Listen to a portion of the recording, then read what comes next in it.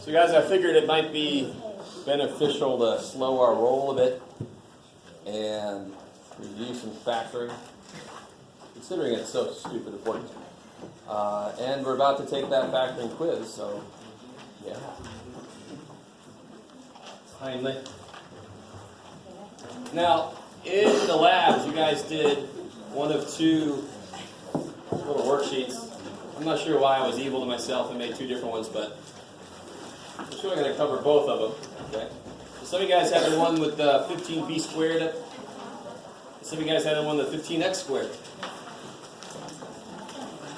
We'll go alphabetical order. This is what we did in the lab. So if you're not going to the labs, you're not a bright person. You should be. Labs are a part of the class, and if you don't go to labs, you miss out on a lot.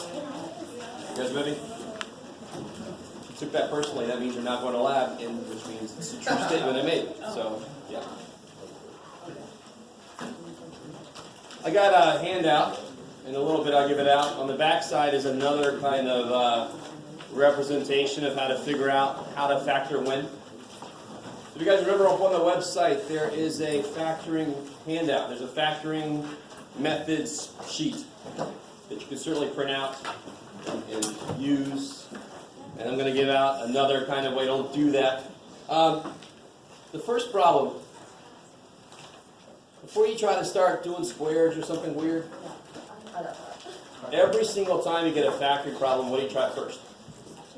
GCF. So what comes out? Yeah, 5 comes out of the numbers, and a B can come out of both. I like it.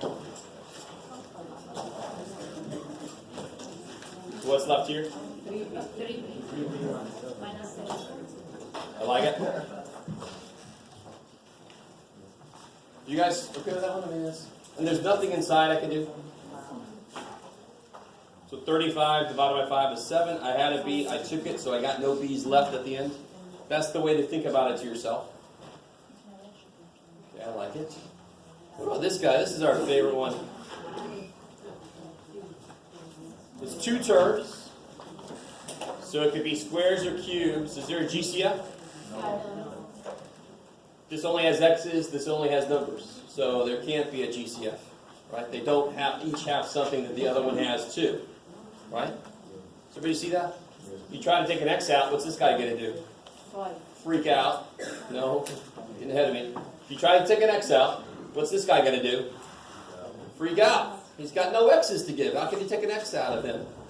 So don't get overly optimistic. So what kind of thing is this? Cubes. I like it.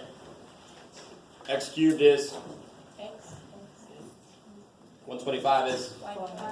555. This is where I wish to God you guys would realize. Yes, sir. Can you do the cube method using the addition sign in the center as well? Of course. It's related to the fact that square roots, believe it or not, it's related to roots. Square roots are very uptight. They can't handle negative inside.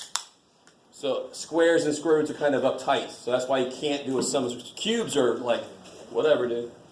Cube root of -8 is -2. It's all good.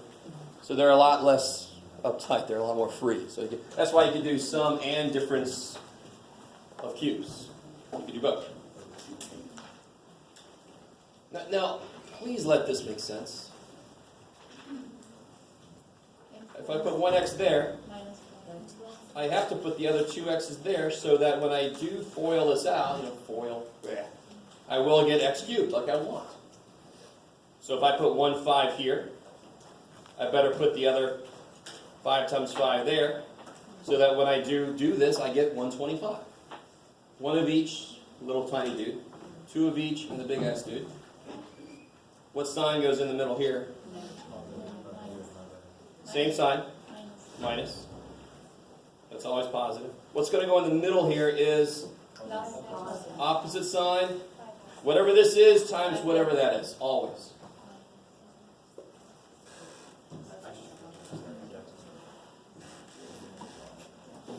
Is that cool? Yes. Or understood? Okay.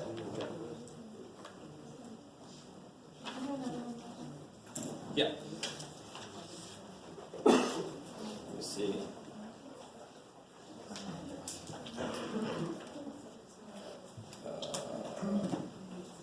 Let's do. Doesn't really matter, Jeff. Just makes it. Oh, sure. Let's do this. I like it.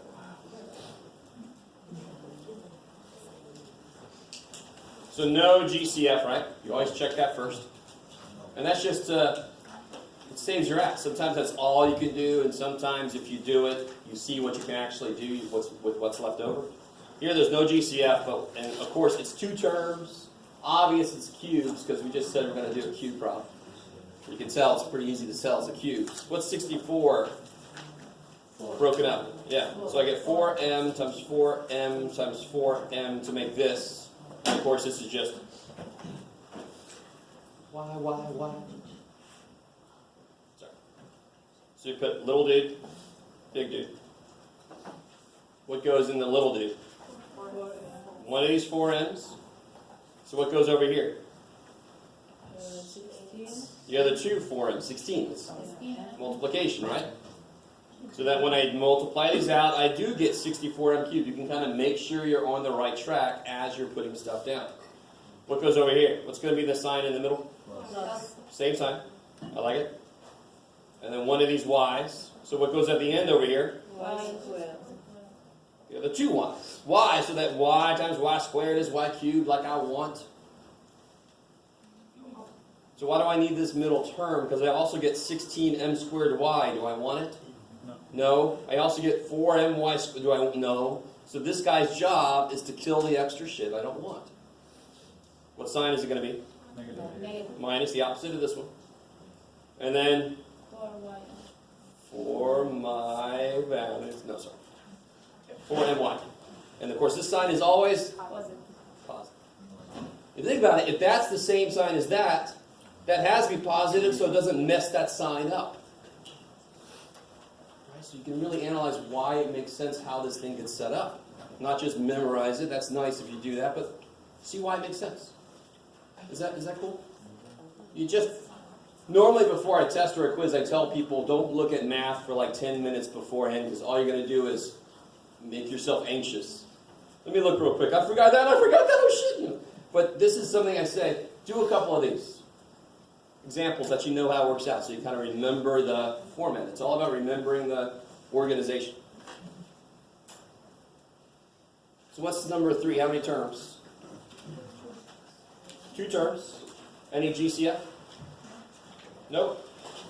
So it can only be squares or cubes, and it's pretty obviously who? It's very obviously squares because there's squares. Right? And 64, I know 64 is a cube, but it is also a square. What times itself is 64? 8. So there are numbers that are both. They're kind of evil, but oh well, you look at other pieces to give you a clue. So this is the same way as cubes, except it's easier because there's less stuff. There's less stuff. It's more symmetric. 64x squared is 8x times 8x. 25y squared is 5y times 5y. So when I put this thing together, I just plop those pieces. 8x, 8x. 5y, 5y. What goes in the middle? Yeah, minus plus or plus minus, it doesn't matter. This poor little pen. Poor little pen. Turn it on.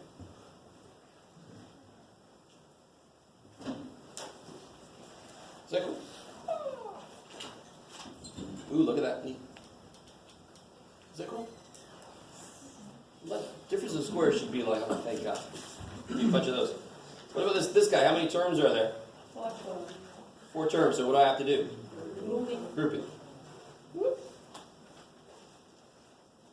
So if I look at these first 2, what comes out of them? X. What's left? X minus 2, I like it. Now, this is a hint. What do you know has to be over here? X minus 2. So what do you take out to make this just an X? 7. Negative 49. Not 7. If I took a 7 out and I'm left with 7x, does it ever have a chance to match with that then? No. I know I need an x here. Do you understand what I'm saying? Yeah. I know I need an x. So what do I take out? Just blindly do it? I got to take a negative 49 out of the way so that there's an x. And 98 divided by negative 49, negative 2, these match, which means I can do something. If they don't match, don't do anything. Makes me cry a little bit. What's the reason I can do the next step? X minus 2 is the same, so I can take it out. If they're not the same, how in the world can I take anything out? So I can take an x minus 2 out. What am I left with? X squared minus 49. Now, at this point, I think a lot of people feel I've done a lot of work. It's got to be done. But it's not done, is it? You can break this guy up. Oh. Who's got it slowly? X minus 7. X minus 7. X plus 7. Bam. Don't forget the poor little x minus 2. It comes for the ride. You're just rewriting this. Bam, bam. That's still there. I like it.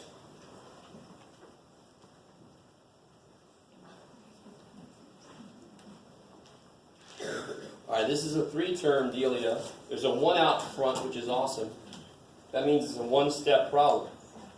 So 1 out front, it's a 1-step problem. Not a 1, shit. All I got to do, x squared is x times x. Okay, that piece is basically does itself. Now I need numbers that, Negative 7, 7 for the 4. that doesn't really complete my sentence. Now I need numbers that multiply negative 28, add to negative 3, and of course that will be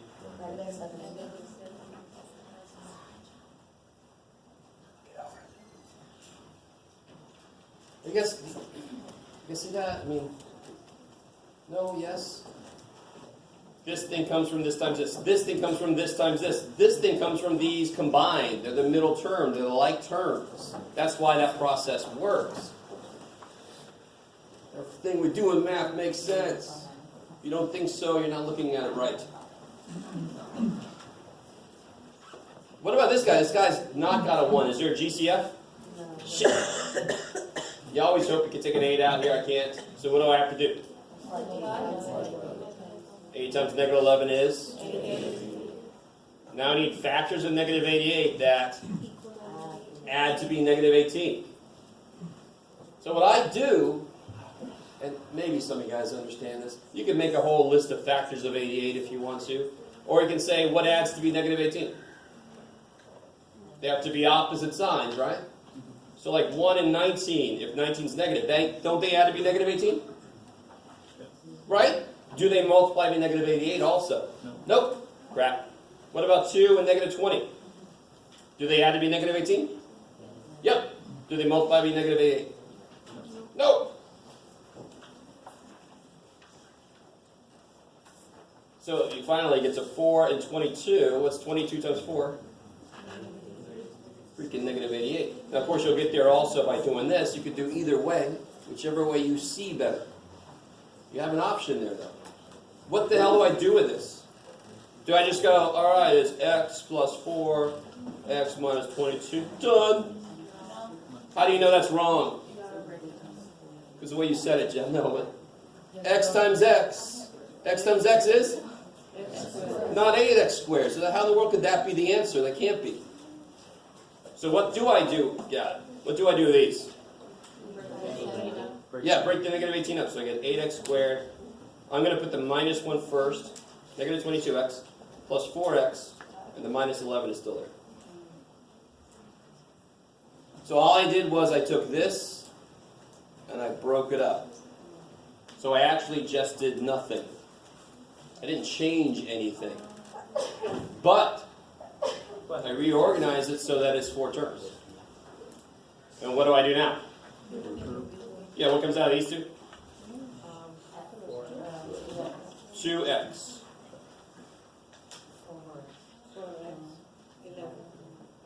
And this is 4x minus 11. And you're like, nothing comes out. Well, whenever you think nothing comes out, you're wrong. What always comes out?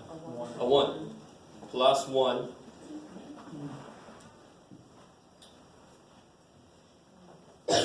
So So then I get 4x minus 11, 2x plus 1. These are the same. Oh. I like it.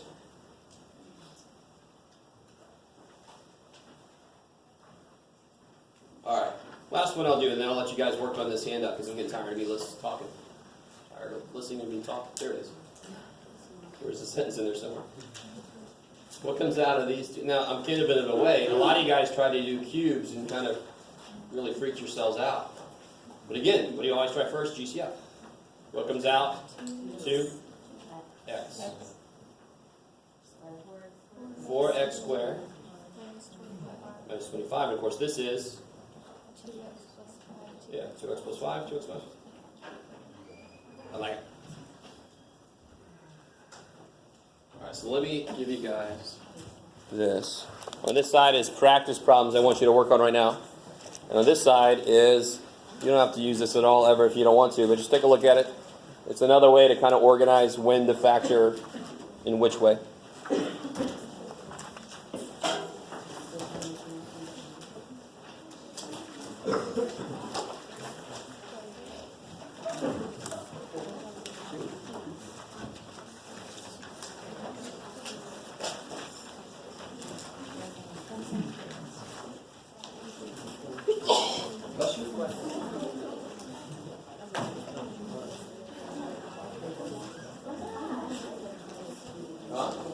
Yes. And what is your